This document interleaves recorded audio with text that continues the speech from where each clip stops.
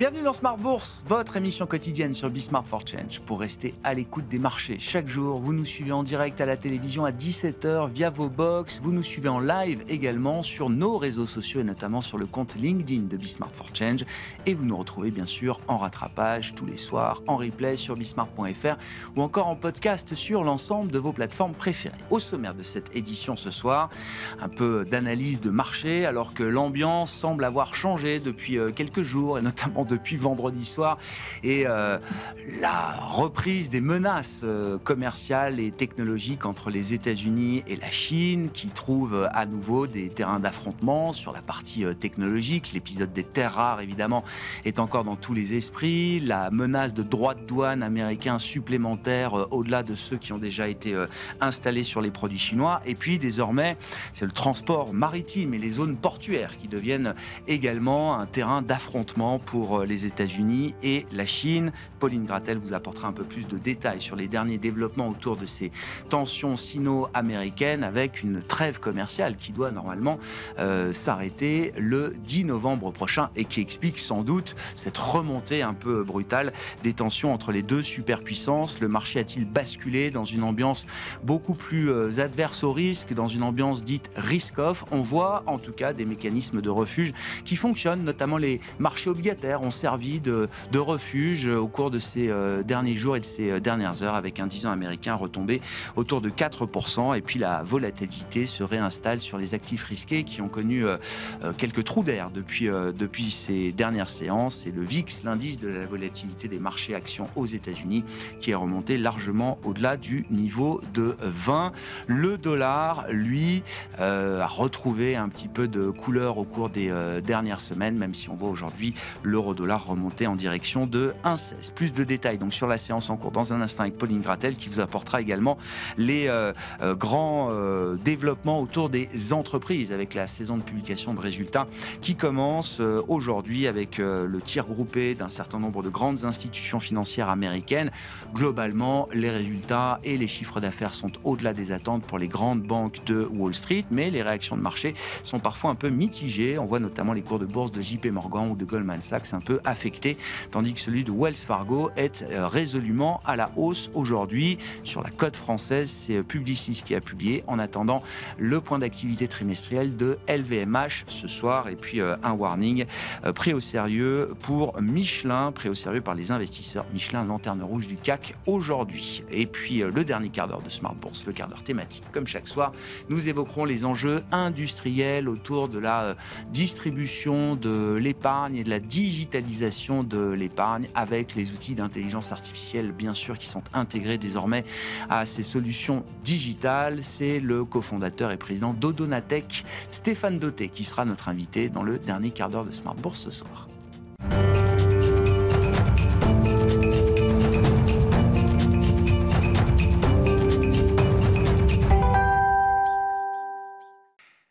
Tendance, mon ami, chaque soir en ouverture de Smart Bourse, nous retrouvons Pauline Gratel qui vous apporte les infos clés du jour sur les marchés. Bonsoir Pauline. Bonsoir. Prétexte ou véritable crainte, en tout cas, les tensions sino-américaines refont surface à la une de l'actualité. Oui, les tensions commerciales repartent entre la Chine et les États-Unis. La Chine indique même qu'elle se battra jusqu'au bout, mais dit tout de même rester ouverte à la négociation. Après l'épisode des terres rares, les deux puissances annoncent qu'elles vont s'imposer des surtaxes portuaires réciproques. Dans ce contexte, les actions chutent. Oui, en Asie notamment, on a vu des indices actions plutôt affectés ce matin avec des baisses assez significatives. Oui, les tensions tarifaires n'en sont pas les seules responsables. Au Japon, la crise politique agite aussi les marchés avec un Nikkei qui clôture en baisse de plus de 2,5%. Le Hang Seng à Hong Kong finit aussi en repli de 2%.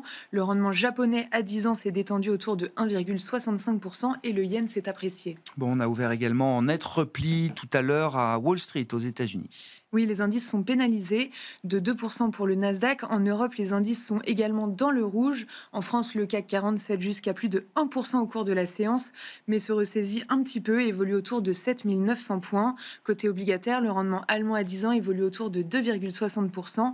Et aux États-Unis, le rendement à 10 ans se détend autour de 4%. Les entreprises sont à l'honneur, et ce pour quelques semaines, avec les résultats d'entreprises, et notamment ceux des banques américaines qui ont bénéficié d'un regain d'activité malgré cette période d'incertitude. Oui, on commence avec Wells Fargo, dont le titre bondit de 5% dans les premiers échanges. La banque fait état d'un bénéfice net en hausse et au-dessus des attentes au troisième trimestre, à 5,5 milliards de dollars, porté par la hausse des revenus d'intérêt. Wells Fargo relève également son objectif de rentabilité. De son côté, JP Morgan dépasse également les attentes au troisième trimestre. Oui, mais les investisseurs en attendaient plus puisque le titre est en baisse de 4% dans les premiers échanges. JP Morgan fait état d'un bénéfice net en hausse au troisième trimestre, grâce notamment à des fusions-acquisitions et des IPO qui ont porté la banque d'investissement. Que dire par ailleurs des résultats de Goldman Sachs et de Citigroup, Pauline? Goldman Sachs fait nettement mieux qu'attendu avec des revenus en hausse de 20% à plus de 15 milliards de dollars et un bénéfice par action en hausse de près de 50% au troisième trimestre. Malgré tout, le titre est en repli de 5%. Citigroup dépasse aussi les attentes avec des revenus records dans toutes ses divisions. Le titre est à l'équilibre. Et puis, l'ogre de la gestion d'actifs BlackRock a fait état d'encours sous gestion record au terme du trimestre écoulé. Oui, pour le troisième trimestre, les actifs sous gestion de BlackRock atteignent les 13,5 trilliards de dollars. Le bénéfice est en hausse sur la période. La société fait mieux qu'attendu, portée par les performances des marchés actions et par la croissance des fonds indiciels. Le titre progresse de plus de 2%. Un mot de Michelin à Paris qui s'affiche comme lanterne rouge du CAC 40 aujourd'hui et de loin. Oui, le titre plonge de 10% après que l'entreprise a lancé un nouvel avertissement sur son objectif annuel de résultats opérationnels des secteurs, qui sera finalement plus bas que prévu. A l'inverse, Publicis révise à la hausse sa prévision de croissance annuelle, soutenue par une forte demande d'intelligence artificielle. Malgré tout, le titre cède 2%. Quel sera le programme demain, l'agenda pour les investisseurs, Pauline? Ce soir, les investisseurs arbitreront les résultats de LVMH publiés donc après la clôture des marchés ce soir. Demain, les résultats de ASML, Morgan Stanley et Bank of America sont attendus. Côté macro, l'inflation américaine aurait dû être publiée, mais elle va être décalée à cause du shutdown au 24 octobre. Tendance, mon ami, chaque soir en ouverture de Smart Bourse, Pauline Gratel vous apporte les infos clés du jour sur les marchés.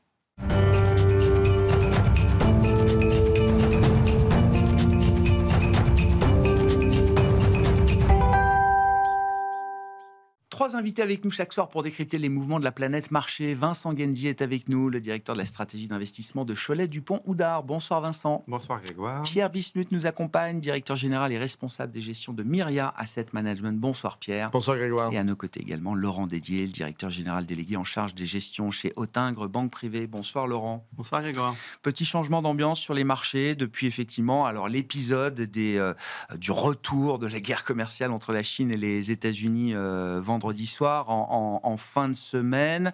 Qu'est-ce qu'on peut dire à ce stade? Est-ce que c'est simplement de la spéculation de marché, l'écume de la spéculation qui s'émousse un peu après des semaines de rallye assez intenses à travers le mois de septembre? Ou est-ce qu'il y a une logique à se reposer quelques questions et à repricer ou remettre un prix sur certains risques peut-être dans le marché autour de la guerre commerciale, du shutdown ou des questionnements qu'on peut avoir sur le thème de l'IA, par exemple? Laurent. Je pense que c'est aussi un prétexte. Les marchés ont besoin de respirer. C'est vrai que depuis la rentrée dernière, donc ça fait maintenant quasiment 5 semaines ou 6 semaines, on a eu une hausse quasi ininterrompue avec presque pas de volatilité, que ce soit sur les marchés européens, américains, mais même l'ensemble des marchés. Et donc on sent quand même qu'on a besoin un petit peu de respirer pour aller plus haut, pour consolider, ça on verra bien. Et puis on arrive à un moment où globalement il y a un petit peu de bruit politique qui revient, géopolitique. Alors il y a des satisfactions avec la fin du conflit au Moyen-Orient. Il y a quand même un peu d'incertitude sur la guerre commerciale sino-américaine. La France et l'Europe restent des sujets sur lesquels les marchés sont sceptiques, même si aujourd'hui il n'y a pas de nuisance particulière. Puis on entre surtout dans la période où globalement ce que la macroéconomie nous a dit depuis quelques semaines ou quelques mois devrait se traduire par des messages des entreprises dans les publications des résultats des 9 mois. La saison vient de commencer, c'est beaucoup trop tôt pour tirer la moindre conclusion. Quand on regarde quand même la séquence de profit warning, donc d'avertissement sur les résultats qu'on a eu avant cette période de publication, on sent que la partie cyclique et industrielle de l'activité dans le monde est quand même peut-être plus dure et qu'il y a peut-être un trou d'air un petit peu plus fort au troisième trimestre. Il y a quand même beaucoup de warnings qui ont été assez forts et confèrent, j'ai envie de dire, la communication de Michelin. On peut rentrer ça un petit peu dans la partie cyclique, même si c'est du cyclique de consommation. À l'inverse, on a quand même l'impression qu'une fois encore, les secteurs qui vont bien certainement la technologie, même si après on parlera peut-être de la consanguinité ou de la circularité de certains sujets, continue à bien se porter et ne devrait pas nous décevoir. Je vois un petit peu les annonces qui ont été faites hier sur une annonce de contrat sur une petite boîte américaine par Brookfield. Le titre est monté de 25%, s'appelle Bloom Energy. On voit qu'il y a encore beaucoup d'envie à valoriser des choses sur des multiples de chiffres d'affaires à 2027-2028 qui nous rappellent certainement d'autres sujets, mais on est aussi dans un monde qui a changé avec des sociétés qui génèrent beaucoup de free cash également. Mais c'est intéressant. Oui, alors ces boîtes d'IA, elles ont des tailles de mastodontes aujourd'hui, mais comme vous le dites, il y a toute une partie de l'économie, on le verra à travers les résultats d'entreprise, qui va pas si bien que ça. C'est toujours cette idée d'économie un peu en cas, avec une partie qui va très bien, alors qui pèse très très lourd. C'est l'IA aujourd'hui, ça explique 30, 40, 50% peut-être de la croissance américaine sur le premier semestre. Mais il y a quand même tout le reste qui peut souffrir un peu. C'est un trimestre qui sera marqué quand même par la mise en place, au moins en partie, des premières barrières tarifaires américaines. On en parlait tout au long du deuxième trimestre. Beaucoup d'anticipation a vu le jour à ce moment-là, mais la réalité, elle est plutôt au cours du troisième trimestre, Laurent. Alors, la réalité, oui, l'impact économique, c'est peut-être l'impact inflationniste. Alors, quand je dis inflationniste, c'est que je ne pense pas qu'il y ait d'accélération de l'inflation devant nous, ou une réelle accélération. En revanche, l'impact sur les marges des entreprises, c'est-à-dire est-ce qu'elles ont pris tout parti, entre guillemets, de cet impact prix pour, entre guillemets, restituer à un client et donc à une demande finale qui est morose, atone, difficile, ça dépend des géographies, mais qui est en tout cas pas euphorique, ça c'est certain. C'est pas impossible. Voilà, on l'a vu dans le secteur du papier avec des warnings, on l'a vu avec Michelin, on l'a vu dans pas mal de sociétés, même du MDAX, qui ont fait des prépublications qui étaient un petit peu, j'ai envie de dire, molles et mitigées. Donc je pense qu'il ne faut pas s'attendre à une période de publication très euphorique. Alors ce qui est intéressant pour les marchés européens, c'est quand même on a eu quelques drivers dans la hausse des marchés européens. Bien évidemment, le secteur, et peut-être qu'on en parlera, des financières, a beaucoup porté les marchés européens sur la première partie de l'année, ou les 2/3 de la partie de cette année. On voit que les publications américaines, c'est un peu celle de Good News aujourd'hui. Alors après, on peut regarder, certaines ont des publications qui sont très bonnes, mais quand on regarde les charges, ça monte aussi très vite, ce qui explique la réaction du marché.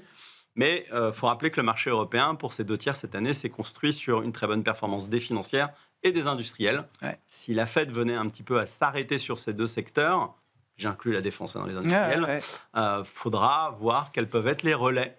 Et peut-être qu'on parlera tout à l'heure, bien évidemment, de sujets sur de la rotation. Cette année, c'était une année value. Il ne fallait surtout pas être qualité. Quand on regarde les facteurs de marché, on ne sait jamais. Peut-être que dans un marché plus difficile ou qui pourrait continuer à progresser, il faudra peut-être faire évoluer les portefeuilles. Bon, on verra. LVMH nous donnera peut-être déjà une forme de tonalité pour ces boîtes qui restent évidemment des grandes boîtes de qualité. Vincent, sur ce changement d'ambiance de marché, c'est légitime, il faut qu'on souffle à un moment. Je reviens également sur l'idée de l'affrontement Chine-États-Unis, alors qui est protéiforme. C'est à la fois sur le terrain technologique, sur le terrain commercial, le transport maritime, etc. Il y a des zones d'influence à défendre. Je ne dis pas qu'on avait mis le sujet sous le tapis, parce que ça reste quand même un fil rouge continu pour les investisseurs depuis plusieurs années. Mais c'est vrai que là, on a l'impression qu'on est reparti au moins pour... dans cette phase finale de négociation, qu'on repart pour un exercice de tension. Comment est-ce qu'il faut le prendre? Est-ce que c'est à chaque fois la même histoire? On sonde les lignes rouges de la partie adverse en allant le plus loin possible, et au final, on trouve un compromis qui réunit tout le monde. C'est le principe d'un compromis, vous me direz, mais... Ça continue à être la même histoire. Donc, c'est toujours une histoire de rapport de force et de négociation. On en a vu un autre exemple il y a quelques jours avec la pharmacie. Après l'annonce de droits de douane de 200%, on a 1, puis 2, puis 3 Pfizer, Astra ont signé qui viennent négocier. Donc je pense que Trump a vu que, grosso modo, en faisant de cette manière, ça fonctionnait, et il va continuer. Donc l'histoire n'est pas terminée. Les marchés s'y sont quand même habitués. Donc je pense que c'est plutôt probablement un effet phénomène, même si... l'analyse globale montre que c'est quand même, à mon avis, un petit peu plus grave que ça, et qu'on a une situation qui ne reste toujours pas très saine entre la Chine et le reste du monde. Mais les marchés, eux, se disent, bon, à partir du moment où on arrive à un accord, on passe outre. Donc non, je pense que c'est toujours un peu la même chose. Je crois beaucoup ce que dit Laurent, c'est-à-dire qu'on avait beaucoup monté, on avait trouvé des niveaux de valorisation qui étaient très élevés. ou les plus hauts qu'on ait connus depuis l'année 2020. Donc, même le CFO de JP Morgan disait là, on n'a pas envie de faire du buyback à ce niveau de prix sur notre action. Même le directeur financier dit qu'il n'est pas chaud pour acheter ses actions. C'est que... Les valos étaient chers aussi en Europe, et puis il y a la saisonnalité, donc une correction... Laurent disait souffler. Je pense qu'il y a beaucoup de gens qui préféraient qui attendent une correction peut-être un petit peu plus soutenue pour revenir. Donc, est-ce que les quelques pourcents de baisse qu'on a connus sont suffisants ? Peut-être pas tout à fait, mais il ne faut pas non plus s'attendre, hors événement exceptionnel, à un crack tout de suite. On en est loin. Ouais. Donc, la logique est toujours la même. Veut qu'on reste constructif dans ces marchés-là et qu'un trou d'air est une opportunité à saisir. Oui. Tout dépend de la taille du trou d'air. Pour l'instant, c'est un petit trou d'air. J'entends. Et la deuxième chose, c'est que tu parlais de croissance en K, c'est-à-dire que ça illustre le fait qu'il y a deux parties dans l'économie mondiale, qui d'ailleurs est en train de ralentir gentiment partout, y compris dans les pays développés, dans les pays émergents. On a des baisses des ISM. Donc, ça montre bien qu'il y a ce ralentissement. Et ce ralentissement, il est impacté par le monde réel, on va dire. Et tout le reste qui est l'IA continue à tirer. J'aimerais bien savoir quand est-ce que le scénario va changer. Est-ce que c'est le reste qui va se stabiliser parce que la Fed aura baissé suffisamment les taux et puis les États-Unis auront un peu moins d'incertitude sur le plan de l'inflation, de l'application des droits de douane. Donc ça peut relancer aussi une dynamique un peu plus large aux États-Unis. Et là, on verra si tout ce qui est Russell 2000 et mid-cap commence à rattraper. Pour l'instant, c'est quand même très compliqué. Et tout le monde préfère rester sur les secteurs qui sont les secteurs leaders. Donc, cette bulle-là, elle s'arrêtera quand la tech américaine et quand la bulle de l'IA sera arrivée à son terme. On n'en est pas encore là. On va voir tout à l'heure si on en reparle. Oui, bien sûr, on reparlera. Surtout, comment rester positionné sur la tech quand on a tous en tête, et vous avez traversé un certain nombre de crises, qu'on a tous en tête qu'effectivement, l'histoire a tendance à au moins rimer et que les cycles de surinvestissement, parfois, génèrent un moment de douleur, parfois fort pour des investisseurs et des actionnaires. Sur cette ambiance de marché qui tourne, Pierre, je sais pas, le VIX remonte, les marchés obligataires servent un peu de refuge, pour une fois. Ouais, non, mais c'est vrai que moi j'ai quand même le sentiment qu'on reste quand même à l'équilibre, malgré cette respiration, parce qu'on a reculé finalement de très peu. Quand on regarde, on a quand même une activité politique, alors en France, qui était délétère, et finalement il ne s'est pas passé grand-chose en réalité. Les droits de douane, ça a fait à peine vibrer vendredi soir, mais en même temps, on était vendredi soir. Ouais, mais on a fait un -3, plus un +2, et là, on est à -1.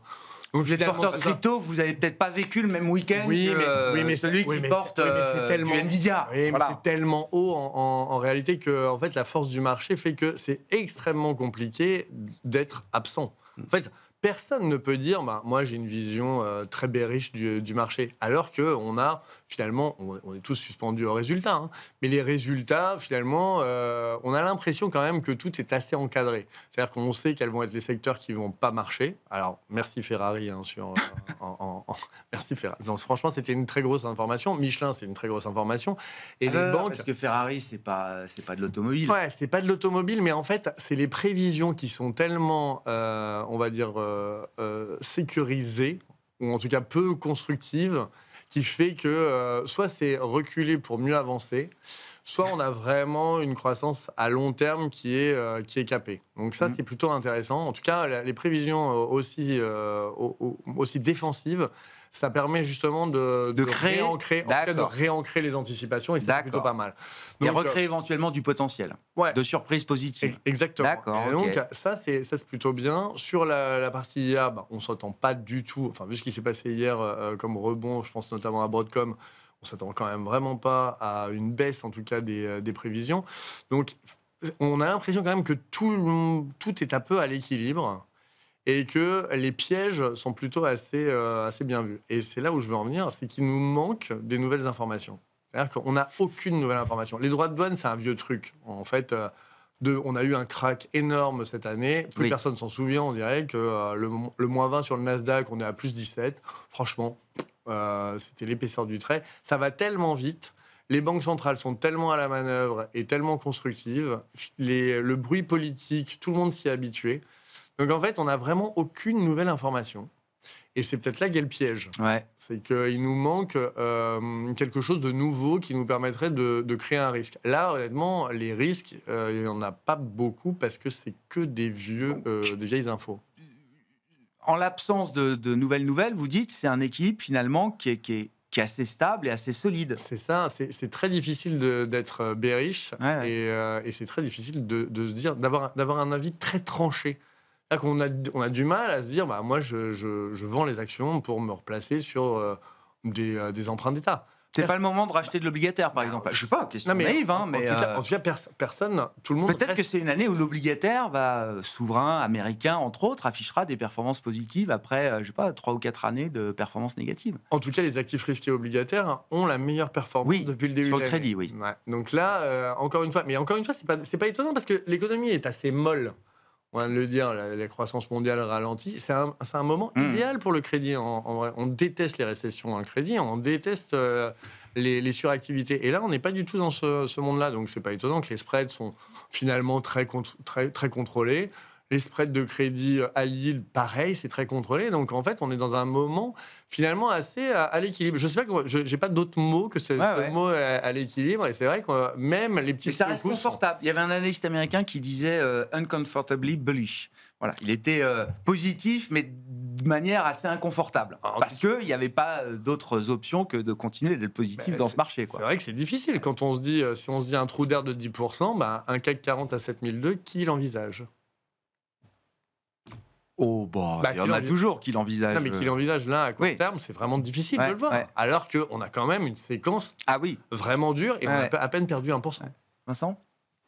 Oui, ce qui vient d'être dit illustre aussi pourquoi on a des flux qui continuent à revenir sur les marchés. On a effectivement cette apparence, mais au bon sens du terme, ça a l'air que la situation apparaît relativement calme, relativement maîtrisée en termes d'enjeux.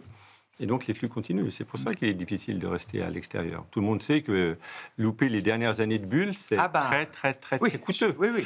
Donc, on sait aussi que même dans les dernières années de bulle, il y a une volatilité qui remonte, avec des baisses de 20%, mais on passe au travers et on s'y habitue. Et c'est comme ça que ça se termine mal. Il ne faut pas rater 98 on ne va et 99. On ne va pas l'écrire aujourd'hui.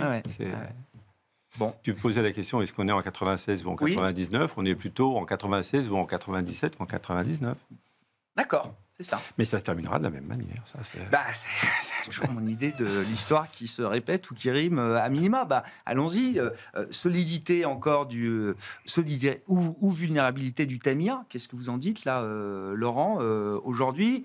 J'aime bien l'idée, effectivement, c'est deal un peu circulaire, consanguin, comme vous disiez.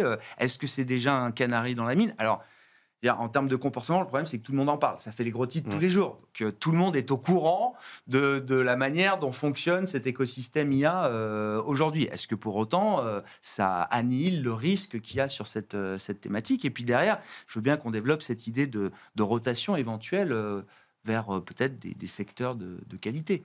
Ça fait beaucoup de questions sur une petite intervention. Donc, on va essayer de parler d'abord de l'IA, puis on verra l'ouverture sur la rotation. Je pense que c'est trop tôt pour se dire que la fête est terminée sur l'IA aujourd'hui, mais c'est sûr qu'à un moment, on va sonner la fin de la récréation et il faudra arrêter de s'amuser. Quels peuvent être les indicateurs qu'il faut surveiller pour se dire à quel moment cette fête peut s'arrêter? La première chose, je trouve que les commentaires du management des fondateurs d'OpenAI sont inquiétants, mais personne ne s'y intéresse. Moi, quand on me dit que je suis cash flow positif en 2030, ça me rappelle plein de mauvais souvenirs, mais dans plein de séquences différentes. C'était la bulle de la clean tech en 2019-20, au moment où le Covid envole toutes ces valorisations et les boîtes nous racontaient qu'on allait avoir de l'hydrogène vert qui serait à l'équilibre en 2028. Et moi, je regardais les boîtes et je me disais comment on peut être à l'équilibre en 2028 et payer tel multiple. On n'y est pas, mais ça peut être un premier indicateur de se dire attention, ces gens-là, ils me racontent que la question de la rentabilité, c'est pas leur sujet. Non. Un jour, le marché peut dire moi, je veux que tu sois rentable.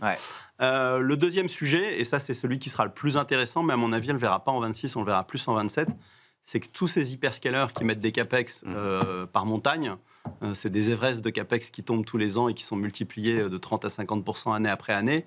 Il y a un moment, il va falloir que cette courbe en J, qui se traduira sur l'évolution du cash flow, elle nous montre une accélération. Donc, pour l'instant, on est CAPEX intensive, donc on investit. En 26, je pense qu'on va rester dans cette séquence. J'imagine que le premier rendez-vous pour le marché, mais j'imagine, et je vais rester très modeste dans mon anticipation, c'est qu'à un moment, il faudra voir chez Microsoft, par exemple, une inflexion dans la courbe et voir des cash flows qui reprogressent. Ouais. Si la traduction de ces capex ne permet pas d'arriver, donc de cet investissement, pardon pour ces termes peut-être un peu trop anglais et financiers, ne se traduit pas par une accélération des profits de ces entreprises et surtout par la génération de cash de ces entreprises, là, le marché peut réagir plus négativement. Si j'avais la boule de cristal qui me donnait la réponse, j'ai envie de dire, je serais certainement pas ici et devin. Mais je trouve que c'est un indicateur qui sera très intéressant à regarder parce que lui, il sera tangible. Et tant que nous sommes dans une période où on aura des publications trimestrielles, peut-être que le monde va changer après-demain, on pourra monitorer l'évolution des cash flows de Meta, de Microsoft et des autres. Mais c'est ce qui s'est passé exactement pour alors la génération présente. Une boîte comme Amazon, très longtemps, effectivement, a beaucoup dépensé en investissement. Le marché lui a fait crédit. Et puis un jour, le marché lui a dit, comme vous dites, il faut que vous soyez rentable. Et là, Jeff Bezos est devenu un cost killer. Tant qu'il n'y a pas eu ce signal de marché, pas besoin de virer des gars, pas besoin de rationaliser l'entreprise, etc. Le jour où le marché a commencé à dire que chaque trimestre après trimestre, ça devenait un peu lourd à porter, il devient un cost killer. Il commence à mettre sa boîte en ordre de marche, quoi.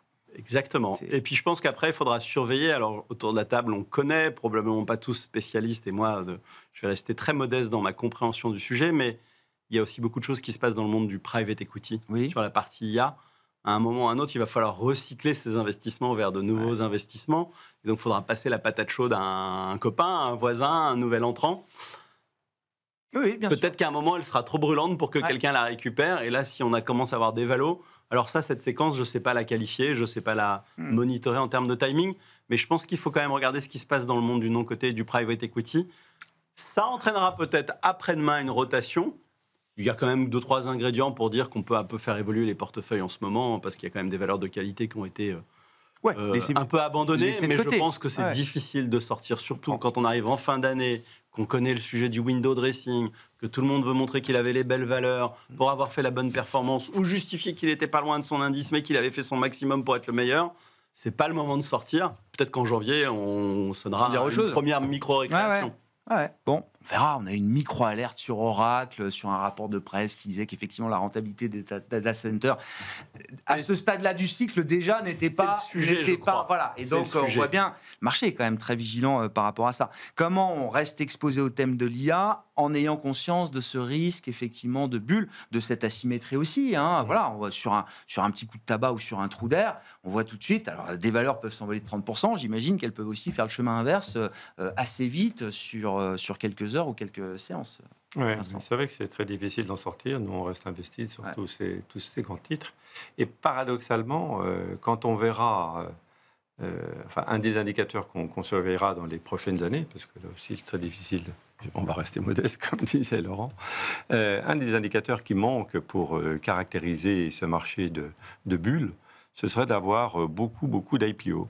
Or, en ce moment, on a un appétit des particuliers qui est très important. Le jour où OpenAI fait son IPO, il faut... Non, le jour où quelqu'un qui n'a rien à voir avec l'IA viendra sur le marché en disant « Moi, j'ai inventé un truc tout à fait classique, mais je mets un peu d'IA dedans et ça se paye des multiples infinis. » Peut-être que ça reviendra aussi, ce sera un bon indicateur. Donc je crois que, tu l'as dit, les marchés restent patients.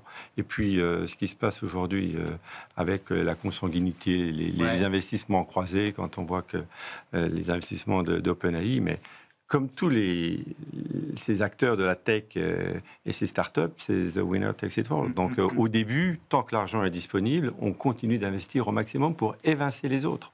Et éviter. Ça fait combien de temps qu'on n'a pas parlé de DeepSeek, tiens d'ailleurs? Depuis le 20 janvier dernier. Voilà, on n'en parle plus. On n'en parle plus. Donc, moi, je crois que le marché, il n'est absolument pas convaincu que la bulle va éclater maintenant. Et donc, il faut rester là. Il y a quand même deux situations autour d'IA. Ceux qui pensent qu'il y aura énormément de valeur derrière des outils dopés à l'IA et que ça va se monétiser cher et bien. Oui, mais ça mettra du temps. Ceux qui pensent que ça va être une commoditisée à la DeepSeek. Et là, c'est peut-être pas le même modèle économique derrière. Il y aura sans doute un peu des deux. Mais alors après, c'est vraiment différent selon l'endroit où on est de part et d'autre de l'Atlantique. Aux États-Unis, le thème de la tech, je pense qu'il est là pour rester encore un certain temps. En Europe, il a échappé à personne que la tech a quand même été beaucoup moins brillante qu'aux États-Unis. ça commence à aller un petit peu mieux. Mais c'était un peu des périphériques de la tech qui suivaient, comme aux États-Unis aussi d'ailleurs. Hein. Donc on voyait des Schnell, on voyait des Legrand, ASML qui s'est quand même repris aussi. Donc on cherche aussi des idées qui ressemblent à de la tech en termes de croissance. Connectées au thème de l'IA. Soit connectées au thème de l'IA, soit connectées à la croissance et qui ne se payent beaucoup moins cher. Donc effectivement, les valeurs de luxe qui ont connu quand même des mois des trimestres très très compliqués, pour peu que le marché ait le sentiment que le pire est derrière nous, et d'ailleurs les cours ont déjà rebondi, c'est sans doute des bons candidats en Europe. Et pas que le luxe, hein. Il y a d'autres valeurs de croissance. Non, mais c'est intéressant. Le luxe, on va beaucoup en parler à partir de ce soir et demain, mais c'est vrai que c'est déjà des cours de bourse qui ont un peu rebondi. Enfin, ça fait quand même 2 ans au moins que c'est dead money, comme on dit, dans le marché, mais c'est peut-être le moment de s'y réintéresser, à vous entendre. Dans l'histoire des canaris dans la mine, là, je reviens sur le marché du crédit. Une affaire comme First Brands, par exemple, ça laisse des traces, ça implique quand même beaucoup d'acteurs, des milliards de dollars de créances, alors portées par des grandes institutions, dont j'ai aucun doute sur la solidité, mais peut-être des plus petites aussi, pour lesquelles ça peut être plus compliqué. Non, mais est-ce que c'est le genre de truc auquel on... Non, mais ça peut être des alertes. Attention, là. C'est peut-être des alertes, mais globalement dans le marché, on voit quand même pas beaucoup de risques, en tout cas au niveau du crédit. Ça, First Brand, par exemple, ça n'a pas fait de vague au-delà de First Brand et des créanciers de First Brand. En tout cas, ça se voit pas sur des indices, ça se voit pas. D'accord. Du tout. Sur l'IA, moi, je suis moins prudent que vous, parce que je pense qu'on est tous autour de la table en train de se demander comment on peut intégrer l'IA à nos métiers. Et on va en parler dans le dernier quart d'heure. Et on cherche beaucoup, parce qu'en gestion d'actifs, c'est pas simple, selon nos business models. Mais en tout état de cause, si on regarde Amazon, il y a 20 ans, c'était la redoute. Ouais. Et en fait, la beauté des choses, c'est finalement... Non, mais c'est pas une grosse innovation, Amazon. C'est simplement, ce qui est une innovation, c'est avoir des chaînes de distribution et des chaînes d'approvisionnement extrêmement... La redoute a existé sur le marché français. Amazon existe sur un tas de jeux. Mais en même temps, c'est exactement la même chose. J'entends. C'est simplement magnifié par une idée. Et en fait, l'IA, c'est un peu ça. C'est finalement, on a un service, et ce service, comment on le transforme pour faire un service à très forte valeur ajoutée. Et c'est exactement comme le moteur de recherche Google, qui est devenu une agence de pub, Meta, etc. Et moi, je trouve quand même qu'on a des cours de bourse qui ont... si on prend les titres un par un, on a quand même des titres qui ont sacrément calé pendant plusieurs trimestres, voire plusieurs années. On a Apple qui... Ça fait un moment que ça fait plus rien, Apple. Ça fait un peu... ça fait un joli sourire. Ça remonte vers le plus haut. On a eu Meta qui a eu fait fortement trembler en 2022. Amazon, pareil. Donc, moi, j'ai l'impression quand même que cette histoire de bulle, on a certes une bulle sur les équipementiers, en tout cas les producteurs de puces. Je ne sais pas si c'est une bulle, mais en tout cas... On a des espoirs de valorisation qui sont très très forts, mais en même temps, on a quand même une utilisation de l'IA qui est diffuse partout dans l'économie. Donc on peut bien évidemment avoir un recul, mais c'est quelque chose qui va finalement être avec nous, un peu comme Internet il y a 20 ans. C'est-à-dire qu'on va tous avoir de l'IA d'ici 10 ans et on va tous essayer de trouver un débouché. Personne n'imagine qu'il y a un mouvement un peu, je sais pas, une réticence à l'adoption, un mouvement même, pourquoi pas, de rejet, j'en sais rien. Personne n'imagine ça. Alors, je suis vraiment désolé, mais on peut voir, un peu partout. Je ne vais pas faire l'analogie, mais très honnêtement, on préfère tous des hôtels 5 étoiles à un camping. Voilà. Et donc, si l'IA, ça permet d'avoir un hôtel 5 étoiles et quelque chose d'extrêmement efficace... Tout le monde l'adoptera. Oui. Oui. Non, mais c'était une question, là aussi... On en est qu'au début. L'être humain est paresseux. Si on peut faire des choses rébarbatives par quelqu'un d'autre que soi-même, on ne va pas s'en priver. Bon, sur la question de la rotation, donc on a parlé de l'IA, Qu'est-ce que ça veut dire pour vous, Laurent, cette idée ou cette perspective d'une éventuelle rotation du marché, notamment sur l'Europe? Ça m'intéresse. Vous disiez l'Europe a été drivée par le thème des financières depuis des années maintenant, et le thème des infra et des industriels, si on peut le résumer comme ça, la défense entre autres.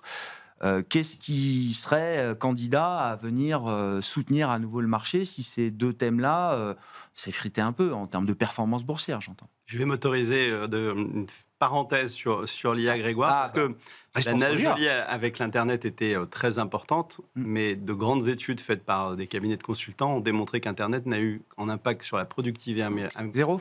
10 points de base. 10 points de base. C'est-à-dire 3 fois rien. Oui, c'est ça. Donc je crois que je ne doute pas du tout de l'adoption, et on voit tous dans nos métiers autour de nous une volonté d'aller plus vite et très vite. La réalité, c'est quel sera l'impact quantifiable, mesurable financièrement à la fin. Mais la question reste encore ouverte, et je suis assez d'accord avec Pierre. Le paradoxe de ça. Les valos sont pas folles. Je vois des ordinateurs partout. Dans mes chiffres macro, je ne vois rien qui corresponde à les valos sont pas folles nulle part. Peut-être que la partie semi peut être un peu en phase d'exagération, mais il n'y a pas de folie sur les valorisations, sur les Mag 7, sur pas mal de choses. Petite parenthèse fermée. Parce qu'il y a eu une belle croissance des résultats aussi ces dernières années. Donc sur les grandes valeurs, il n'y a pas des multiples délirants. Pour la rotation, faudra plusieurs ingrédients pour la réussir, j'ai envie de dire, et je ne sais pas si elle est possible à très court terme. La première, en général, les valeurs de qualité ou de croissance, elles aiment aussi qu'il y ait une articulation du cycle économique qui parfois soit un peu plus difficile. Aujourd'hui, en Europe, on a plutôt l'impression que ça pourrait réaccélérer. On voit quelques petits faisceaux plus verts, plus bleus dans différents segments. Saint-Gobain, lors de son Capital Market Day la semaine dernière, disait qu'il voyait une reprise légère du résidentiel en Europe. Je ne la vois pas, mais j'ai envie de dire, c'est des spécialistes. Je les crois. Pressentent que ça peut aller mieux. Et je les crois, ils ont sûrement des indicateurs beaucoup plus précis. Donc, ce que le marché en Europe pourrait espérer, c'est quand même que la thématique du CAPEX, qui a été très forte au moment où globalement l'Allemagne a fait son debt break, et que tout le monde s'est jeté sur les valeurs allemandes, les cycliques, les industriels, qui depuis ont pour certaines déçu, voire pour beaucoup d'entre elles. Cet argent qu'on nous a promis, il arrive dans l'économie réelle. Donc ça, c'est un calendrier imminent, on a envie de dire. C'est-à-dire, 26, oui, voilà, 26, mais 26, c'est quasiment demain. Donc quand on prépare son portefeuille, il faut aussi un peu anticiper. On peut essayer d'accompagner dans le momentum ou le trend following, mais on peut aussi essayer de faire un peu de gestion plus fondamentale. Là, je pense qu'il y a encore une poche de performance potentielle sur les valeurs industrielles. C'est vrai qu'il y a certainement une préférence sur les valeurs allemandes small mid-cap, donc le MDAX. Mais si le bruit politique voulait laisser les valeurs françaises un peu tranquilles, parce qu'elles ont une décote politique ou de désamour, il y a sûrement quelques boîtes françaises qui seraient intéressantes à ramasser avec des valorisations absolues et relatives, qui les rendent très attractives à un horizon de 2-3 ans. Donc ça, c'est la première des choses. Puis après, ce qu'il va falloir, c'est que ces sociétés et que les investisseurs et les analystes ne nous déçoivent pas pour les sociétés et que nous, on ne soit pas déçus. C'est-à-dire qu'il va falloir qu'à un moment, les chiffres promis soient réalisés et qu'on ne soit pas dans un momentum de révision et une spirale négative qui, même si c'est marginal, nous amène toujours à réviser les objectifs de croissance organique de quelques points de base, et qu'au fur et à mesure, on commence l'année comme souvent en fanfaronnant en disant tiens, l'Europe fera 10% de croissance des bénéfices en 2026 et on finit à zéro.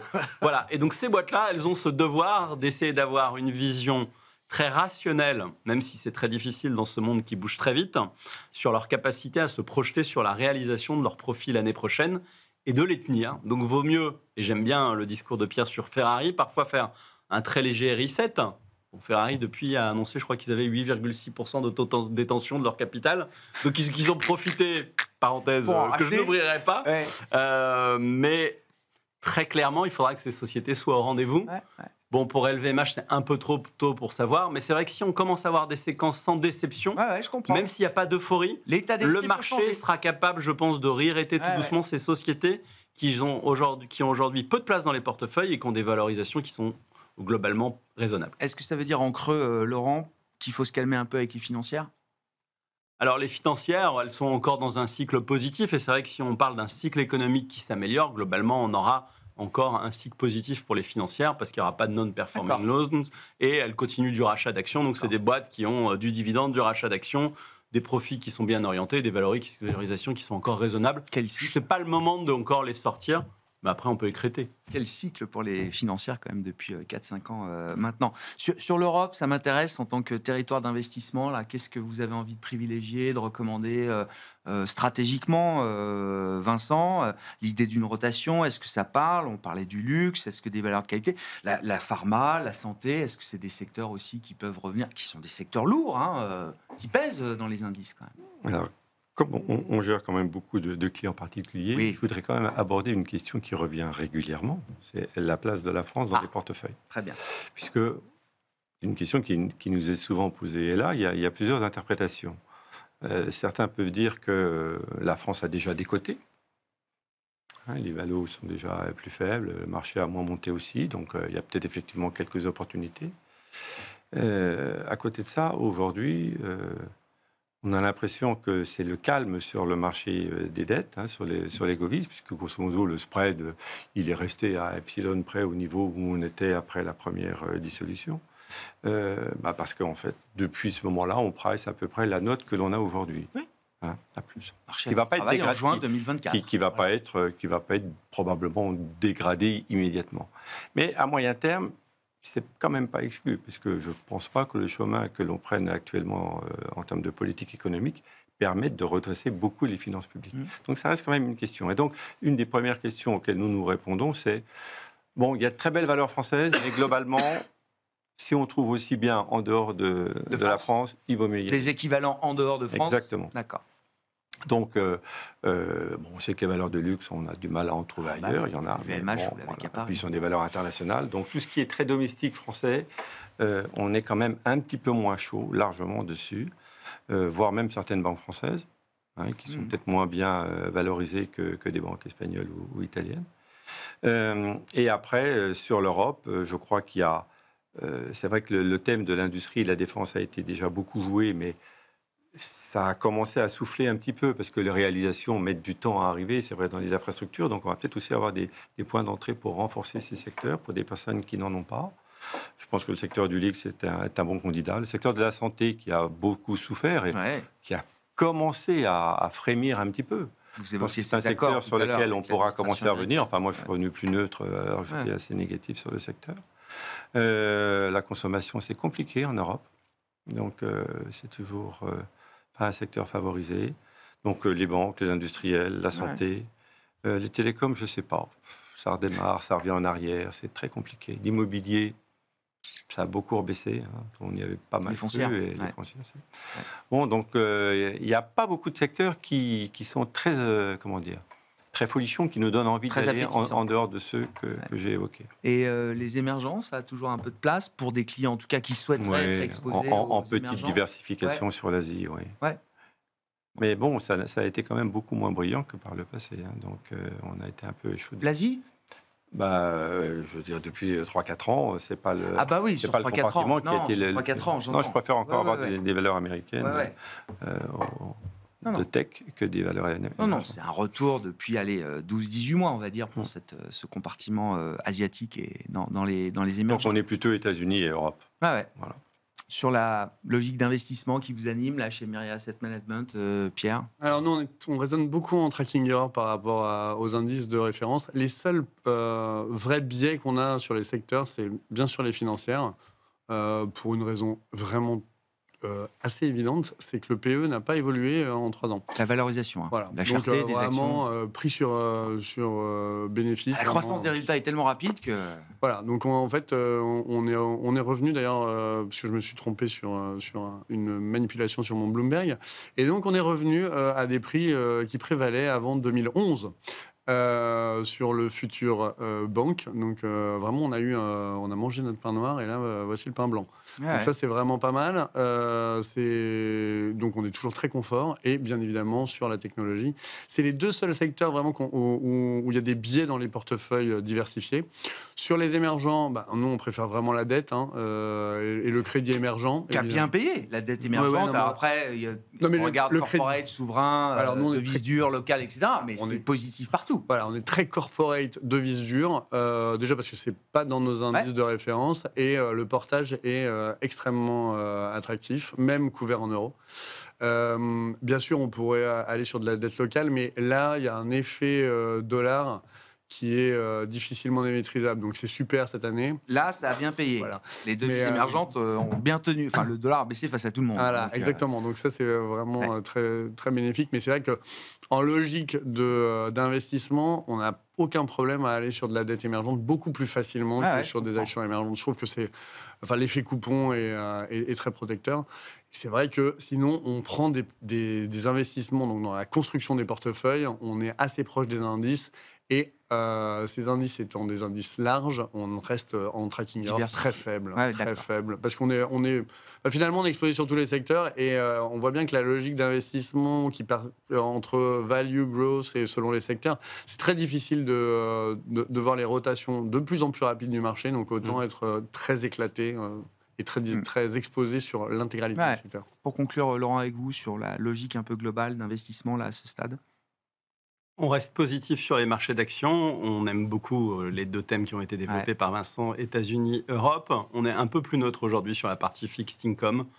On aimerait trouver un petit point d'entrée. C'est comme sur les actions, est-ce qu'il viendra, est-ce qu'il ne viendra pas je ne sais pas. On a légèrement allégé l'or, parce qu'on s'est dit que c'était peut-être le moment, pas de respirer. Mais bon, voilà, donc tactiquement, on a pris une partie des bénéfices, mais la folie a été quand même très très belle.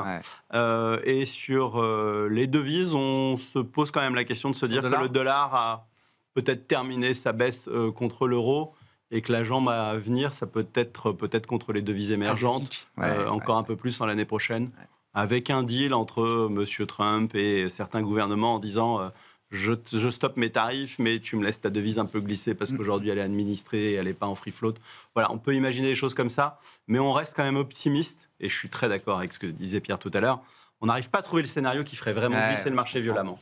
Merci beaucoup, messieurs. Merci à vous trois d'avoir été les invités de Planète Marché ce soir. Laurent Dédier, Autingre, Banque Privée, Vincent Genzi, Cholet, Dupont, Oudard et Pierre Bismuth, Myria Asset Management.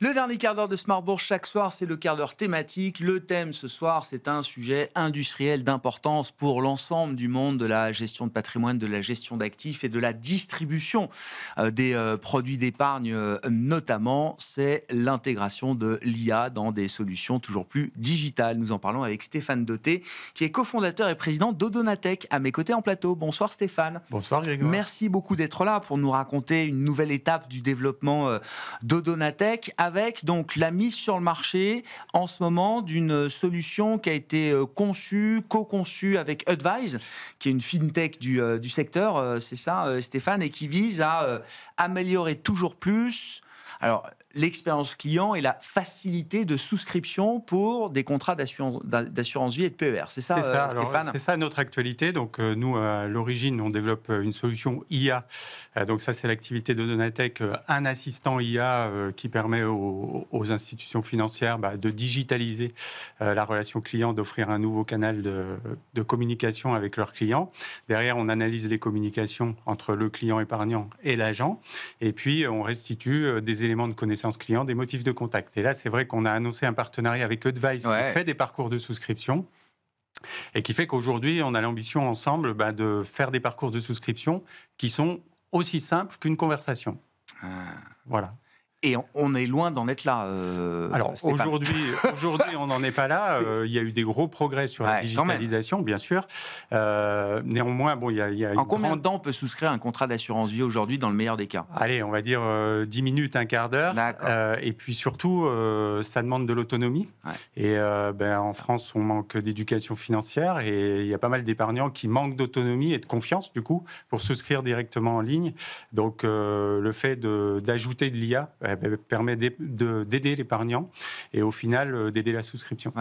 Concrètement, en quoi l'IA permet de compenser le manque d'autonomie d'un client particulier ou le manque d'éducation financière d'un client particulier qui veut souscrire lui-même son contrat d'assurance vie ou son PER? En fait, par sa capacité à répondre aux questions, tout simplement. Et puis au-delà de répondre aux questions, ce qui est déjà pas mal, mais elle est aussi proactive. C'est-à-dire qu'en fait, elle est connectée aux données que saisit l'épargnant. Et donc, à tout moment, elle peut interagir, expliquer un profil de risque, expliquer la différence entre gestion libre, gestion conseillée. Bon, ce ne sont que quelques exemples, mais ça permet en fait de sécuriser l'épargnant dans sa démarche de souscription. Ouais. Là, à qui s'adresse la solution? Donc à des distributeurs? À des distributeurs, oui. Nous, on est en B2B, donc on vend cette solution et nos solutions en marque blanche. Donc les distributeurs, en particulier les plateformes d'épargne digitale, bien évidemment, sûr. Mais ensuite, évidemment, à tous les distributeurs qui veulent digitaliser tout ou partie de la relation, parce que y a des questions d'industrialiser le conseil, et puis d'industrialiser un conseil personnalisé. C'est là l'enjeu. Mais cette solution, comme vous dites, elle est adaptée, y compris pour des plateformes digitales natives. Absolument. C'est ça. Oui, absolument. Qui n'ont pas qui n'arrivent pas à avoir cette fluidité dans le parcours de souscription, cette facilité, cette autonomie du client. Voilà. En tout cas, on rajoute cette couche une capacité du coup à fluidifier le parcours, et on rajoute autre chose, c'est la capacité à aller chercher d'autres épargnants que ceux qui sont déjà, j'allais dire, attirés par ce type de formule. Et l'acquisition est un gros enjeu pour ces plateformes. Donc, on adresse cette problématique. Justement, plus largement, quel gain est-ce que vous offrez à des plateformes ou des distributeurs qui souscriront à cette solution? En fait, on joue sur 3 leviers. Premier levier, l'acquisition. Capter des épargnants qui aujourd'hui ne sont pas sur la plateforme. La deuxième chose, c'est faciliter la souscription, augmenter les taux d'engagement, les taux de souscription et forcément les ventes de produits financiers derrière et les encours. La troisième, c'est par l'analyse des conversations et la connaissance client qu'on en tire, c'est faire du marketing, des ventes croisées, et donc mieux connaître les clients pour mieux les conseiller. Donc moi, en tant que conseiller en gestion de patrimoine ou distributeur, je reçois un reporting de la conversation que j'ai pu avoir avec des points clés. C'est ça, absolument. Absolument, des points clés. Et puis comme on a une ADN chez Odonatech qui est sur la finance comportementale, dans les points clés, il y a la psychologie, le comportemental. On analyse quelque part la personnalité financière des investisseurs. Et ça, c'est précieux, parce qu'on sait qu'en matière d'argent, il y a beaucoup de psychologie dans les décisions. Donc, permettre à un distributeur de connaître la psychologie de son client, c'est quelque part contribuer à une meilleure connaissance client. Les clients, le particulier est prêt à ça? Parce que j'ai posé la question tout à l'heure naïvement en plateau aux invités, on parlait du thème de l'IA, ils m'ont tous rayonné. Ma question étant... Est-ce qu'on est sûr de l'adoption de ces outils volontairement par un client, en l'occurrence dans le monde de la gestion d'actifs? Ou est-ce qu'à un moment, ces solutions, je ne sais pas, peuvent générer une forme de défiance, un mouvement de réticence, voire de rejet, si on n'explique pas bien comment ça fonctionne? Absolument. Donc, nous, d'abord, premier élément de réponse, il y a quand même une adoption massive de l'IA par les particuliers. OpenAI, ChatGPT... Dans le secteur, parce que si c'est pour demander qui est le plus beau ou où est-ce que je passe mes vacances, etc., ça, j'ai pas de doute. Mais sur des sujets concernant l'argent, oui. Alors, OpenAI, c'est 1 milliard d'utilisations aujourd'hui. Et si on prend les sujets d'argent, il y a une étude qui a été publiée récemment par eToro, c'est 50% des utilisateurs d'eToro qui souhaitent utiliser un assistant IA. Et moi, je corrobore ça aux études qu'on a menées, nous, sur des échantillons représentatifs. Nous, on avait 60% des gens qui acceptent de venir parler argent avec un assistant financier IA. Les 40%, c'est des questions de protection des données, un certain nombre de freins qui vont ou pas se lever, mais en tout cas, ça fait 60%. Je rajouterai à ça dans l'étude qu'il faut aussi tenir compte du changement de génération. Il y a une vague énorme de nouveaux investisseurs qui arrivent sur le marché, et eux, ils sont IA natifs. Ils ne poseront pas les mêmes questions, voilà. Je peux bien le croire. Et puis, une étude aussi comportementale, puisqu'on est spécialisé un petit peu là-dedans. En fait, quand vous commencez à parler à une IA, à ChatGPT, en fait, vous vous confiez beaucoup plus qu'un conseiller, parce qu'il n'y a pas la peur, en fait, de se confier et de lui dire des choses. Alors, nonobstant le problème de la protection des données... L'intime se déplace... Ah oui, je pense. Vers l'IA, oui.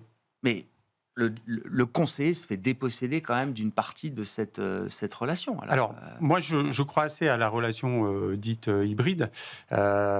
Pourquoi ? Parce que d'abord, le conseiller, il n'est pas tout le temps en face de ses clients, ne serait-ce que par les horaires de travail, il y a du turnover, il y a pas mal de choses qui posent problème. Ensuite, les conseillers, bien entendu que par rapport aux clients gestion de fortune, patrimoniaux, bien entendu que l'humain a toute sa place et que on peut rentabiliser un conseil humain. Maintenant, sur le mass market, sur le grand public, il faut industrialiser. Oui. Et moi, je pense que l'idéal, c'est un nouveau canal de communication client qui permet d'avoir un niveau de service de qualité. Par contre, derrière, et comme je le disais tout à l'heure, l'analyse des conversations qui est restituée au conseiller. Et à ce moment-là, le client qui veut parler à un conseiller, il peut. Le conseiller qui veut rappeler son client, il peut. Mais entre-temps, on a quand même résolu le problème du advice gap, comme on dit en Angleterre, de, en fait, les gens qui manquent de conseils et les conseillers qui n'ont pas assez de temps pour donner du conseil. Voilà. Donc, je crois aux deux. Mais je retiens quand même qu'on se livre plus facilement à une IA qu'à un conseiller patrimonial, bancaire, en l'occurrence. J'ai lu qu'il ne fallait pas leur dire merci aux IA. Faut pas trop bien les traiter, en fait. En tout cas, ce qu'on voit, c'est que les gens les traitent de moins en moins bien et posent des questions vite brutalement, sans mettre les formes. Voilà. Comment on rassure justement sur ce qui peut être encore perçu comme une black box. Quel type de données vous mettez dans votre couche d'IA et comment on sécurise ça? J'imagine que vos clients ou vos prospects, c'est une des premières questions qu'ils doivent vous poser. Oui. En fait, il y avait beaucoup de freins. Les freins se lèvent. Maintenant, c'est des questions auxquelles il faut répondre. Et du coup, quand on est expert comme nous, en fait, c'est un terrain de jeu sympa parce que ça veut dire que tout le monde ne peut pas le faire. Donc, pour moi, les questions, c'est la fiabilité. ChatGPT hallucine beaucoup. Quand il ne sait pas, il invente. Ça veut dire qu'il faut, dans le conseil financier, on ne peut pas se permettre ça. Donc, il faut une couche d'IA et ça, c'est notre technologie, qui permet de fiabiliser les réponses. Ensuite, sécurité des données. Il faut anonymiser un certain nombre de choses. Il est hors de question d'envoyer des données personnelles à ChatGPT. Donc, il y a une question de sécurité des données au sens RGPD. Ensuite, la conformité financière. Tout ce qui est MiFID, tout ce qui est conseil en investissement. Nous, notre IA ne fait pas de conseil en investissement. C'est-à-dire qu'elle est bornée, elle fait du conseil en épargne, elle peut donner un certain nombre de renseignements, mais elle ne fait pas d'allocation d'actifs, elle ne fait pas de conseil en investissement au sens conformité. Et puis ensuite, je dirais un quatrième point, c'est ce que nous, on appelle le job to be done, c'est-à-dire qu'il faut que l'IA serve à quelque chose. C'est bien beau, toutes les communications sur l'IA, mais à quoi ça sert vraiment? Donc, il faut qu'en fait, elle résolve un problème, qu'elle soit adaptée à un contexte, et là, du coup, on en arrive aux données, parce qu'il faut que l'IA, en tout cas dans le conseil financier, elle ait du métier. Ça veut dire qu'elle a un corpus de connaissances qui soit identique, presque, à celui d'un conseiller. Voilà. Donc, connaissances financières, connaissances techniques, conformité, connaissances de psychologie, comprendre la psychologie du client, voilà, tout ce qui fait un bon conseiller. Bon, l'IA au service de votre épargne et de la digitalisation de l'épargne et des processus de distribution d'épargne. Merci beaucoup Stéphane. Merci d'être venu évoquer ces sujets industriels et cet enjeu majeur pour l'ensemble de l'industrie, de la gestion de patrimoine bien sûr. Stéphane Dauté, cofondateur et président de Odonatech, qui était avec nous en plateau pour ce dernier quart d'heure de Smart Bourse.